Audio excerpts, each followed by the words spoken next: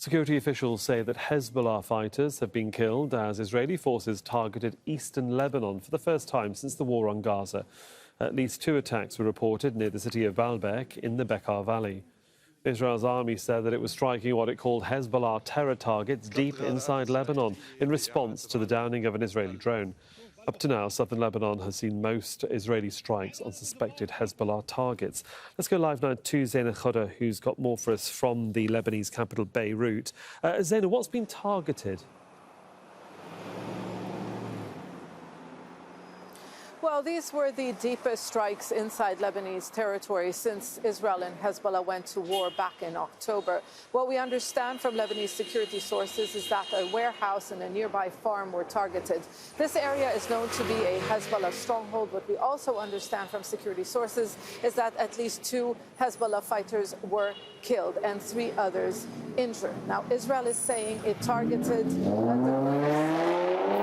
air defense units and that it targeted this area in retaliation for Hezbollah's downing of one of its drones. Early on Monday, what we saw were videos circulating on social media showing a drone falling from the sky. Hezbollah said it used a surface-to-air missile to bring down that drone, and the Israeli army confirmed that. So many saw this really as a Hezbollah message to the Israelis. This is a sophisticated armed drone that Israel has been using to target Hezbollah fighters in recent weeks. So Israel saw this as a message. In response, it carried out those strikes deep inside Lebanon in Baalbek, hitting that area for the first time. But clearly the cycle of violence does not end, because not long after these incidents, Israel carried out yet another targeted killing, hitting a car in southern Lebanon, close to the border area. And according to sources, at least 2 people in that car were killed. So what we are seeing is a gradual escalation and an expansion of the arena of confrontation. Zeina, this is what the international community have been worried about, isn't it? This expansion, as you say, of conflict in this region right now. And Hezbollah have said that they will not stop their attacks until the war on Gaza ends. And Israel, obviously, saying that if Hezbollah keep attacking, so will we. This constant cycle of violence, as you say, is worrying to people, mostly on both sides of the border.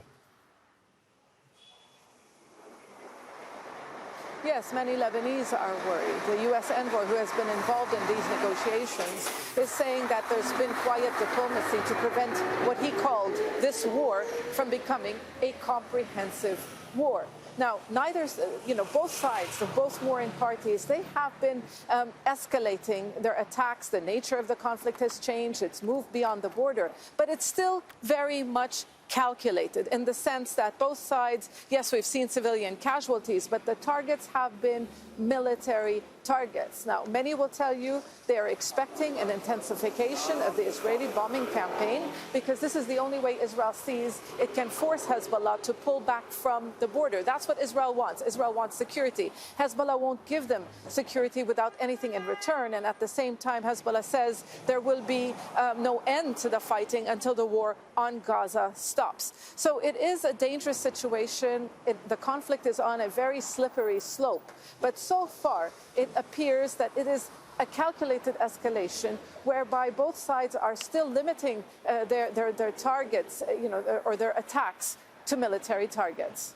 Zeina Khodr there for us in Beirut. Thank you.